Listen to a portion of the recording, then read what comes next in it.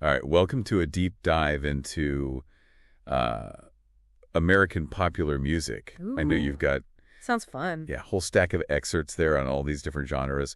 And whether you're prepping for some big presentation or just satisfying, that inner music nerd in you, Right. we're going to unearth some cool connections and those Mm-hmm. moments that make history really Yeah. come alive. It's quite a journey. Yeah. We're about to take tracing how these Yes. seemingly distinct genres are actually all intertwined, Yeah. I'm not borrowing and adapting Yeah. and ultimately creating the soundscape we know today. So, okay, let's unpack it. This musical family tree.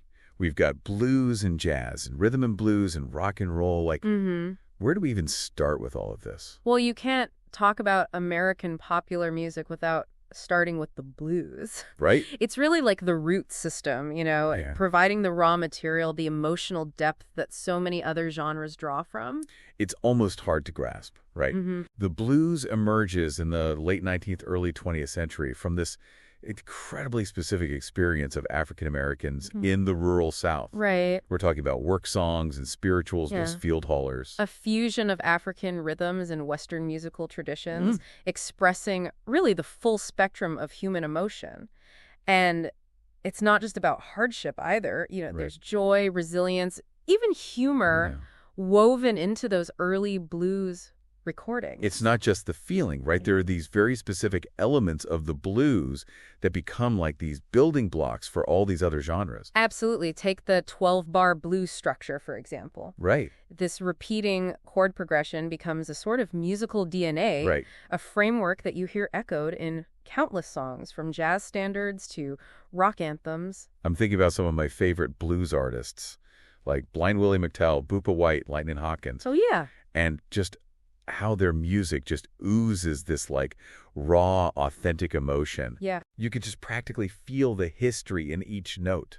You can hear how that rawness gets channeled into other genres as well, like think about Billie Holiday's jazz vocals. Oh, Or yeah. the gritty guitar riffs of early rock and roll. Yeah. Those bluesy elements are unmistakable. So we've got the blues like simmering away, influencing everything, and meanwhile jazz is like bursting onto the scene in the late 19th, early 20th century. Mm-hmm. What strikes me about jazz is its ability to be both dance music and high art. Yes, it's a fascinating duality. It blends those blues elements with European harmonies and a Yeah. healthy dose of improvisation, creating this incredibly dynamic and innovative art form. And you can't talk about jazz without talking about Louis Armstrong. Oh, absolutely not. His career is like the perfect illustration of jazz's evolution, right? He is the embodiment of jazz's journey. You see him in New Orleans with that early Dixieland sound. Right.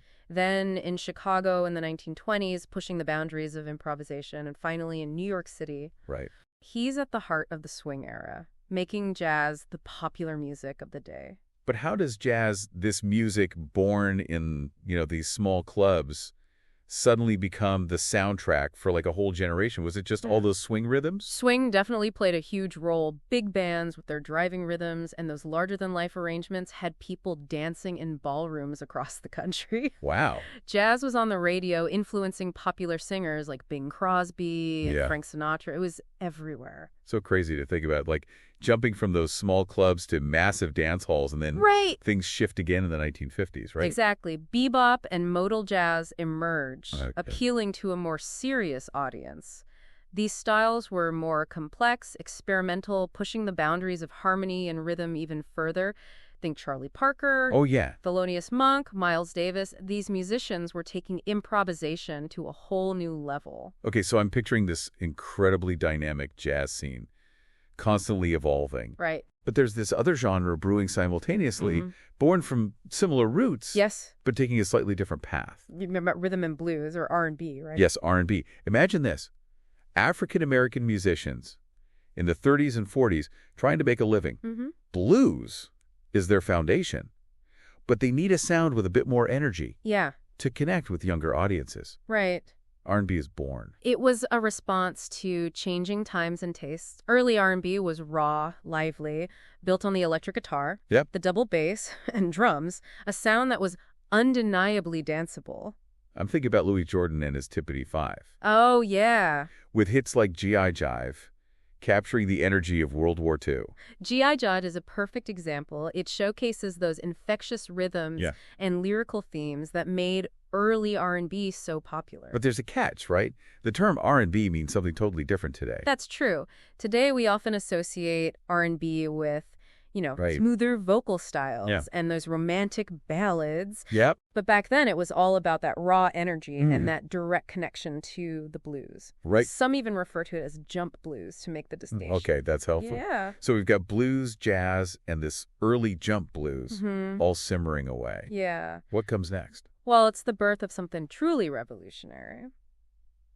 Rock and roll. Ooh, here's where things get really interesting. Yes. Rock and roll explodes onto the scene in the early 1950s, fusing R&B with Western swing, taking that raw energy of both Yeah. and just turning the volume way up. It takes those blues-infused rhythms, adds a touch of country twang, Yeah. and amps up the danceability. And the electric guitar, which was relatively new at the time, Yeah. becomes the iconic instrument of this new sound. Absolutely. Think about Bill Haley and his comments, Rock Around the Clock. Yeah, yeah. It's a classic example of early rock and roll Okay. that clearly shows the influence of R&B artists like Big Joe Turner. Yeah. And then Comes the king himself, Elvis Presley. Elvis explodes onto the scene, infusing rock and roll with his charisma and those infamous hip movements. Oh, yeah. Suddenly, it's not just music. It's a cultural phenomenon. Is controversial. And a controversial one at that parents thought it was wild and dangerous. Yeah. Teenagers saw it as a symbol of rebellion and freedom. Oh, totally. Hound Dog, Heartbreak Hotel, Jailhouse Rock, these songs became anthems for a generation, Yeah. solidifying rock and roll as a global force. It's just mind-blowing to think about the impact Right. of those early rock and roll pioneers. Mm-hmm. But the story doesn't end there, right? What happens in the 1960s and beyond? Well, that's when things really start to branch out. Rock music evolves from its rock and roll roots, Right. incorporating various influences. New styles of country music gain popularity. Soul emerges as this powerful and melodic offshoot of R&B. Oh, right. And let's not forget about funk laying the groundwork for the dance music that would dominate the decades to come. And of course, we can't forget about the birth of hip-hop in the late 70s. Yes. It goes from a street movement to this global phenomenon, now a major force in popular music worldwide. It's a testament to the enduring power of these musical traditions, Yeah. their ability to constantly reinvent themselves. So we've traced the evolution of these genres, blues, jazz, R&B, rock and roll, from their roots to their global impact. But what really stands out to me is how they've all influenced and borrowed from each other, creating this complex and fascinating tapestry of sound. That's a key takeaway. These genres don't exist in isolation. They're constantly interacting, shaping, and reshaping one another. Yeah. And that's what makes the history of American popular music so dynamic and exciting. Absolutely. Now let's dig deeper into the unique characteristics of each genre. Okay. Those elements that make them stand out and those subtle or not so subtle connections that might surprise you. We'll uncover even more of those ha-ha moments. Oh, yeah. Exploring how musical innovation continues to shape the sounds we hear today. Stay tuned, music lovers. Yes. We're just getting started on this incredible journey through the evolution of American popular music. Absolutely. Welcome back to our deep dive. We've been kind of tracing this evolution of these major American music genres, but I'm kind of curious to zoom in a little bit. What are those specific elements, those musical fingerprints that really define each genre? That's a great way to put it, those musical fingerprints. Each genre has its own unique set of characteristics that give it that distinct sound and feel. So let's start with the blues. Okay. The granddaddy of them all. Yeah. What is it about the blues that makes it so special? Well, one of the most recognizable elements of the blues is the use of blue notes. Okay. These are notes that are slightly bent or flattened, giving the music that, Yeah. melancholic or soulful quality. It's like those notes are carrying a weight of history and emotion, right? Exactly. Right. They speak to something deep within us. And then there's the structure, the classic 12-bar blues. Right. That repeating chord progression creates this framework for improvisation and storytelling. And we talked about how that 12-bar structure pops up everywhere. Right. But can you give me an example of how it works in practice? Sure. Take Robert Johnson's Crossroad Blues. Okay. The song follows that classic 12-bar pattern with each line of the verse corresponding to a specific chord change. Wow. It creates this hypnotic effect. drawing you into the story he's telling. So it's like that structure gives the music this sense of familiarity, but then there's all this space for improvisation Yeah. and personal expression within those 12 bars.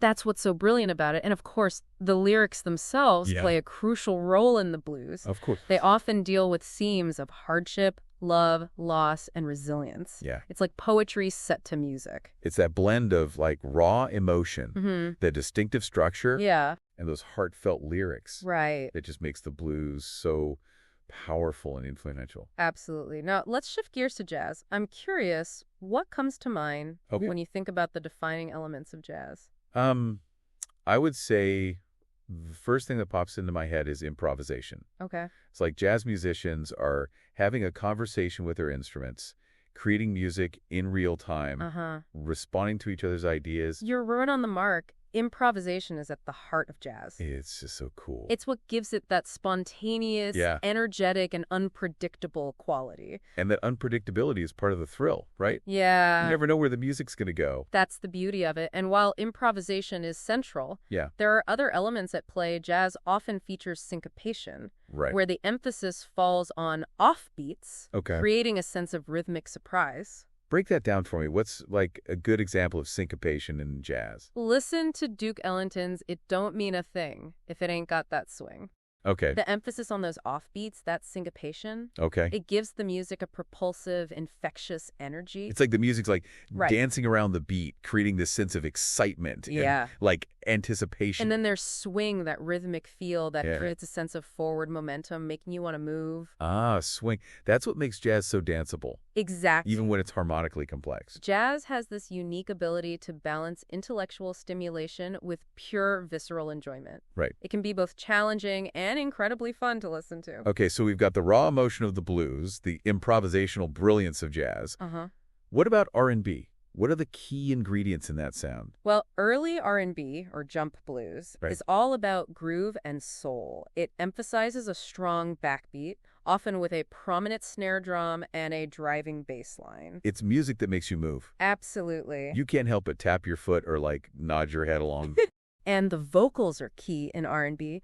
We're talking about powerful, soulful voices that convey a wide range of emotions. Think about singers like Wynonie Harris. Oh, yeah. Ruth Brown, Big Joe Turner. Yes. Their vocals are raw, passionate, and full of energy. They set the stage for the soul singers who would come later, like Ray Charles, Aretha Franklin, and James Brown. Oh, man. James and Brown. Oh, yeah. He took R&B and injected it with a whole new level of energy with funk. Funk emerges in the mid to late 1960s, taking that R&B foundation and pushing it even further with more syncopated rhythms, a tighter groove, and often featuring extended instrumental jams. I'm thinking about songs like Cold Sweat or Get Up.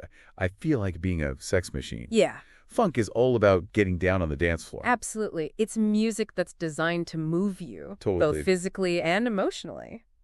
Before we move on to rock and roll, I want to circle back to something we mentioned earlier.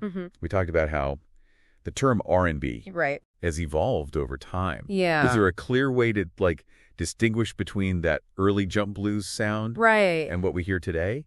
You're right. The term has definitely broadened today. R&B encompasses a wide range of styles, often leaning towards smoother vocals and more polished production. Yeah. But when we talk about the roots of rock and roll, we're really referring to that earlier jump blues style with its raw energy and direct connection to the blues. Okay, so it's helpful to keep that distinction in mind. Yeah. Now let's talk about the wild child of American music. Rock and roll. Oh, yeah. It takes that R&B energy, adds a touch of country, and cranks it up to 11. Rock and roll emerges in the early 1950s, blending elements of R&B, country, and even gospel music. And it's not just the musical influences, right? Rock and roll is also about... It's about attitude. Yeah, attitude. It's rebellious, youthful, full of energy. Absolutely. The instrumentation is key. Rock and roll typically features electric guitars, bass, drums, and vocals. Yeah.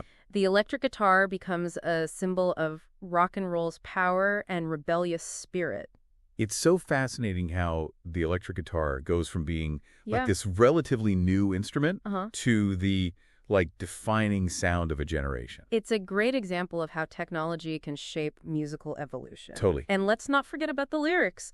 Rock and roll songs often dealt with themes of teenage life, Right. love, cars, and freedom. Yep. They captured the spirit of a generation that was breaking free from the conventions of the past. This no wonder parents were like a little freaked out. Right. This music was like nothing they had ever heard before. Exactly. It challenged social norms and became a soundtrack for rebellion. And that rebellious spirit, that raw energy, is a Oh. big part of what makes rock and roll so enduring. So we've kind of laid out the key elements of the blues and jazz and R&B, and we've explored the birth of rock and roll. Right. But this is just the beginning, right? There's so much more to uncover. In the next segment, we'll delve deeper into the fascinating ways these genres have interacted and influenced each other, revealing unexpected connections and tracing those musical lineages that shape the soundscape we know today. Stay tuned. We're about to go even deeper into this incredible world of American popular music. Okay, so we've dug into like those defining characteristics of all these iconic genres. But like what's really blowing my mind is how interconnected they all are. He is fascinating. It's like this giant musical conversation that's been going on for over a century. Yeah, these genres aren't, isolated silos. They're constantly borrowing, adapting, and blending, creating this incredible tapestry of sound. Okay, so let's trace some of these musical lineages. How about the blues? We've talked about it as like the root system. But how specifically did it shape all the genres that followed? Well, think about that 12-bar blues structure. It pops up everywhere, from jazz standards like St. Louis Blues to rock anthems like Rock Around the Clock. It's almost like a universal language, a framework that musicians across all these genres could understand and build upon. Exactly. And it's not just the structure, it's that raw, soulful emotion at the heart of the blues that finds its way into so many other genres. You can hear it like in the way jazz musicians bend notes, creating those bluesy inflections, or in the gritty guitar riffs of early rock and roll. It's like the blues gave these other genres this set of tools for expressing raw emotion. Precisely. And let's not forget about the blues' influence on rhythm and groove. That emphasis on a strong backbeat, which we hear in the blues, becomes a defining element of R&B, funk, and rock and roll. I never thought about it that way, but it makes so much sense. It's like the blues infuse these other genres with this like sense of rhythmic drive and energy. Yeah, and as these genres evolved, they continued to borrow and blend, creating even more intricate connections. We talked about how jazz influenced popular singers like Bing Crosby and Frank Sinatra. Right. They weren't jazz musicians, like in the strict sense. But they incorporated elements of jazz phrasing and improvisation into their singing. Exactly. And then we see R&B's direct influence on the development of rock and roll, which then, of course, gives birth to rock music as we know it. And rock music explodes into a million subgenres. Yes. Folk rock, psychedelic rock, punk rock, heavy metal, like the list goes on and on. And all of those rock subgenres continue to evolve, borrowing from and influencing each other, drawing inspiration from everything from electronic music to world music. It's like this incredible chain reaction of like musical creativity, and even genres that seem like worlds apart, like hip-hop and country, have found ways to connect and influence each other. Absolutely. Think about artists like Lil Nas X. Oh, yeah. Blending country and trap elements. Wow. It's a testament to the fact that musical boundaries are fluid. Totally. Constantly being pushed and redefined. So what we're seeing is that these genres, they're not static. They're dynamic, constantly evolving and interacting with each other. It's not just a linear progression. It's more like this web of influences with all these threads connecting to these seemingly disparate styles. That's a great analogy. And it's that interconnectedness that makes the history of American popular music so rich and fascinating. It's a story of constant innovation, borrowing, and reinterpretation. And it's a story that's still being written. Yes. As technology keeps evolving, new sounds and genres are emerging. So who knows what the next chapter of American popular music will hold. That's the exciting part. We can look back and trace those musical lineages, but we can also look forward and imagine what new blends and fusions might emerge in the future. It makes you wonder, what kind of music will, like, future generations be listening to? Right. What new sounds and rhythms will they create? It's a question that sparks the imagination. Totally. What musical hybrids will capture their hearts and minds? What unexpected connections will they forge? And that's the beauty of it, right? Yeah. Music is this living, breathing art form. Yes. It's constantly evolving, Right. reflecting, like, the changing times and the creative impulses of the artists who make it. I couldn't have said it better myself. As you continue to explore the world of music, keep these connections in mind. Listen for those echoes of the blues, Yeah. the improvisational spirit of jazz, the rhythmic drive of R&B, the rebellious energy of rock and roll. They're all part of this incredible tapestry of sound that we call American popular music. And it's a tapestry that's richer and more diverse than ever before. Well said. And on that note, we've come to the end of our deep dive. Yes. We've covered a lot of ground, but Yeah. there's always more to discover. Keep listening, keep exploring, and keep those musical ears open to the endless possibilities of sound. Thanks for joining us on this incredible journey through the history of American popular music.